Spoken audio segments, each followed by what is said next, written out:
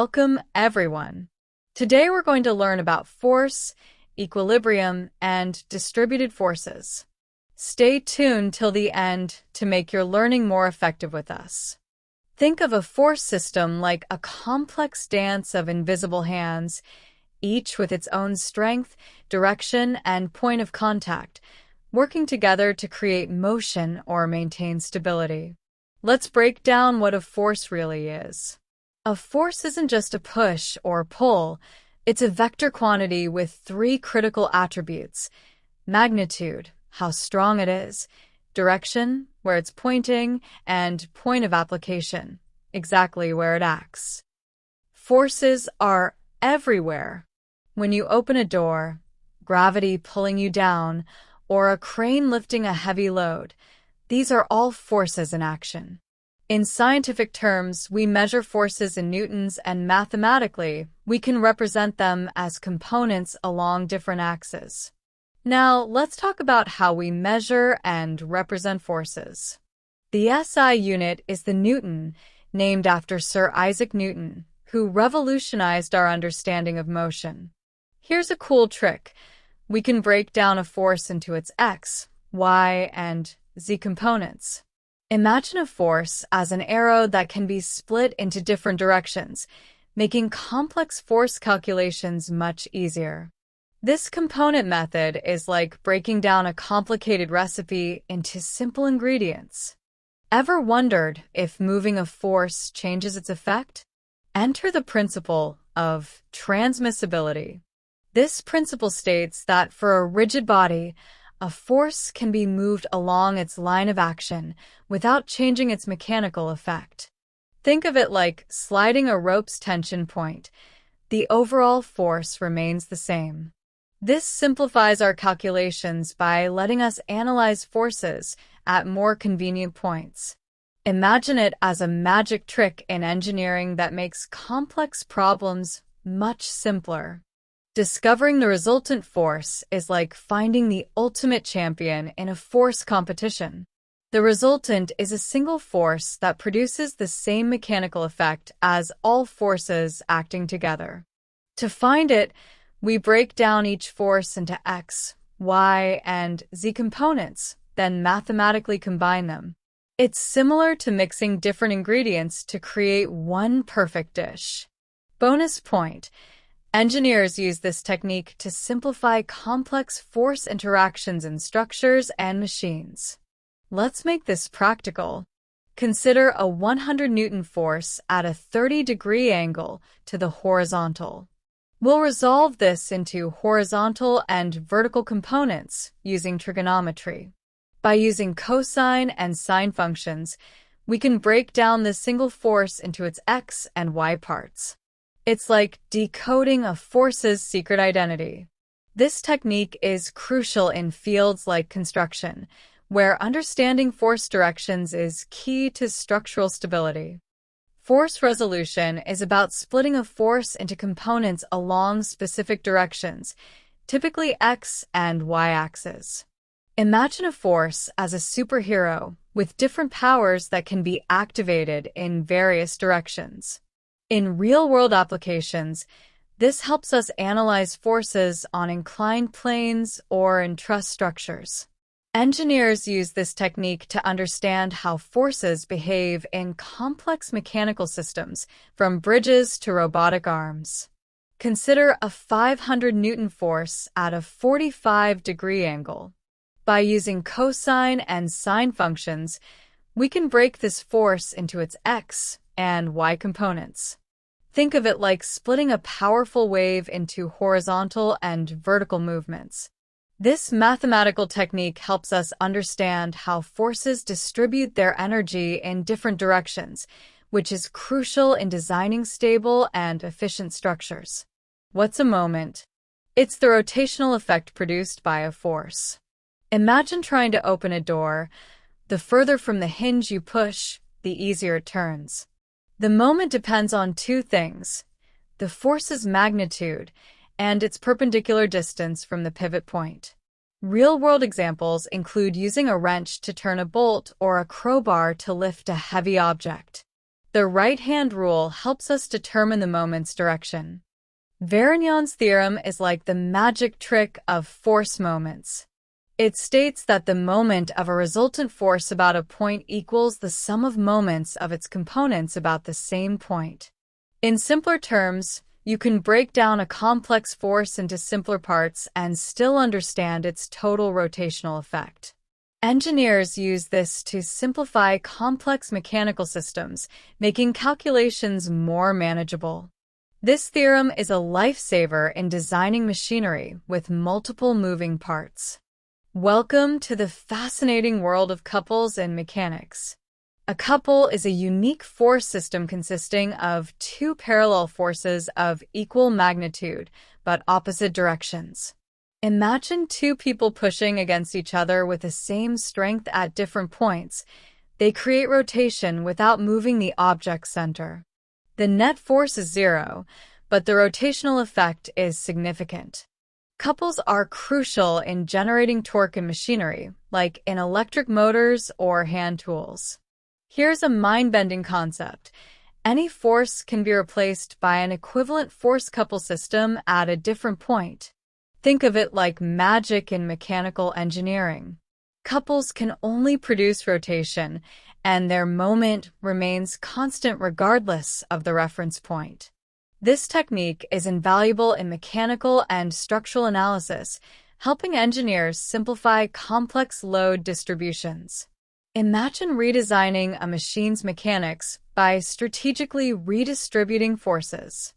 Equilibrium is the holy grail of mechanical stability. It's a state where the net force and net moment acting on a body are zero, meaning the object remains at rest or moves with constant velocity. Picture a perfectly balanced scale, no tilting, no movement. This concept is crucial in designing structures, machines, and mechanical systems to ensure they remain stable and function properly. Equilibrium is nature's way of maintaining balance in physical systems. Free body diagrams are like X-ray vision for engineers. An FBD isolates a body from its surroundings, revealing all external forces and moments acting on it. Imagine stripping away everything around an object and seeing exactly what's pushing and pulling it. We replace supports with their equivalent reactions, represent external forces like gravity and tension, and use variables for unknown forces. It's the engineer's ultimate problem-solving tool. Let's bring free body diagrams to life.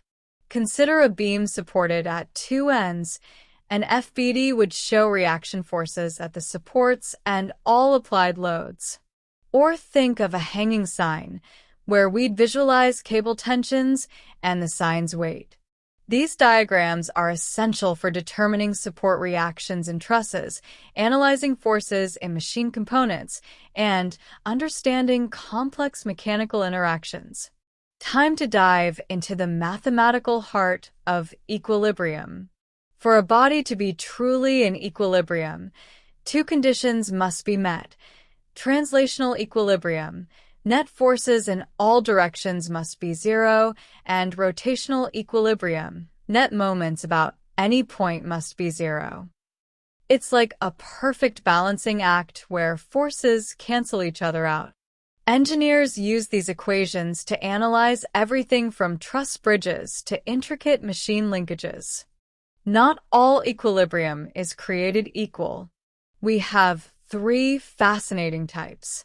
Stable equilibrium, like a pendulum that returns to its original position when slightly moved.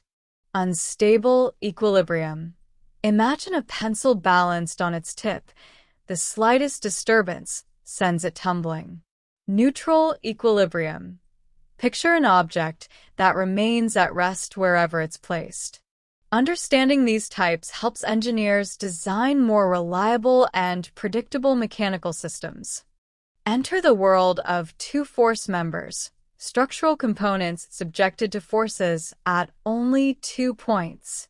These members have a unique characteristic. Forces must be equal in magnitude, opposite in direction, and act along the same line. Think of a tension rod in a crane or a column under axial loading.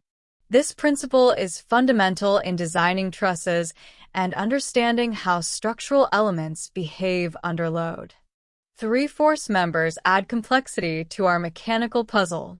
For equilibrium, the lines of action of three forces must either be concurrent, meeting at a single point, or parallel.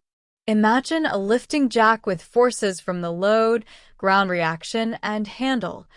Each force's line must interact in a specific way. Engineers use this principle to analyze frames, linkages, and complex mechanical components. Equilibrium principles are essential in engineering, particularly for structural analysis and machine design. They help calculate support reactions and internal forces in structures like bridges and beams, ensuring stability and safety. In machine design, equilibrium analysis ensures proper motion and functionality of mechanical linkages, such as robotic arm joints. Applying these principles is crucial for creating stable and efficient engineering systems. Equilibrium principles are essential in engineering to ensure stability in structures such as buildings, dams, and towers. A practical example is a ladder leaning against a wall. The forces involved include the weight of the ladder, the normal reaction at the wall, and the friction force at the ground.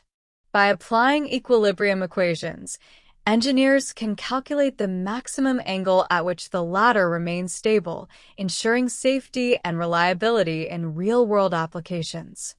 Welcome to the world of distributed forces, where forces aren't just concentrated points, but spread out across areas, lines, or volumes.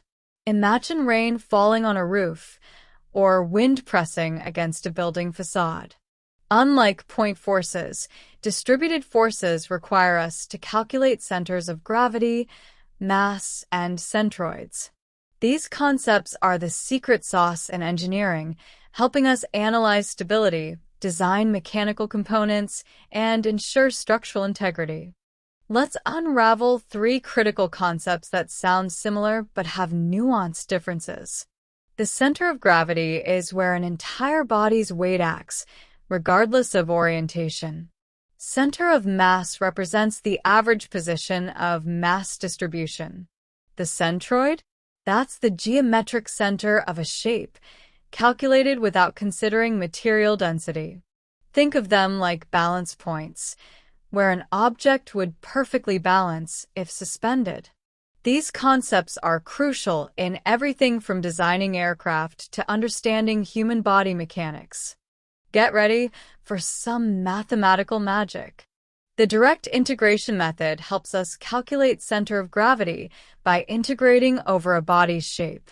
Imagine slicing an object into infinitesimally small pieces and mathematically finding their collective balance point. For a 2D area, we use coordinate integrals that consider the distribution of mass or area. It's like solving a complex puzzle where each tiny piece contributes to understanding the whole object's balance. When shapes get complicated, we break them down. The composite bodies method involves dividing complex shapes into simpler geometric forms, finding their individual centroids, and then calculating a weighted average. Picture a T-shaped object. We'd split it into rectangles, determine each rectangle's center, and then mathematically combine them. It's like solving a complex jigsaw puzzle by understanding each piece's contribution to the whole. Resistance to angular acceleration. That's what mass moment of inertia measures. Imagine spinning different objects and feeling how some resist rotation more than others. MMY depends on mass distribution and distance from the rotation axis. We calculate it by integrating the perpendicular distance of each mass element from the axis. This concept is crucial in designing everything from helicopter rotors to spacecraft components. Let's dive into calculating MMY through direct integration. Consider a thin rod rotating about its end. We'll mathematically sum up how each tiny mass element contributes to rotational resistance. By integrating the squared distance of mass elements from the rotation axis, we determine how much energy is required to start or stop rotation. It's like understanding an object's rotational stubbornness. Welcome to the world of structural resistance. Area moment of inertia measures how much an area resists bending or deflection under load. Think of a beam flexing. Some cross-sections resist deformation better than others. We calculate this by integrating the square of distances from the neutral axis. Engineers use AMY in beam deflection analysis and structural stability design. This concept helps design everything from bridges to aircraft wings. Radius of gyration is like an area's rotational fingerprint. It represents how mass or area is distributed about an axis. Mathematically, it's the square root of moment of inertia divided by area or mass. Imagine it as a measure of how concentrated or spread out an object's mass is during rotation. Engineers use this in column buckling calculations and determining structural stiffness. Here's a powerful theorem that simplifies moment of inertia calculations. The parallel axis theorem lets us calculate moment of inertia about any axis by knowing its value about a parallel axis through the centroid. Add the product of mass and squared distance between axes. It's like having a mathematical shortcut for complex rotational problems. Bonus point: this theorem is a lifesaver in mechanical and structural engineering design. Resistance to twisting. That's what polar moment of inertia measures. It calculates a section's ability to resist torsion or rotational deformation. Particularly useful for circular shafts, we calculate it by integrating the squared distance of area elements from the rotation center. Engineers use this in designing drive shafts, understanding material strength under twisting loads, and analyzing mechanical power transmission. Stability is the name of the game in engineering.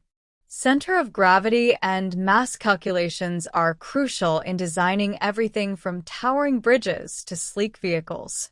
Imagine architects ensuring a skyscraper won't topple or automotive engineers distributing a car's weight for optimal performance.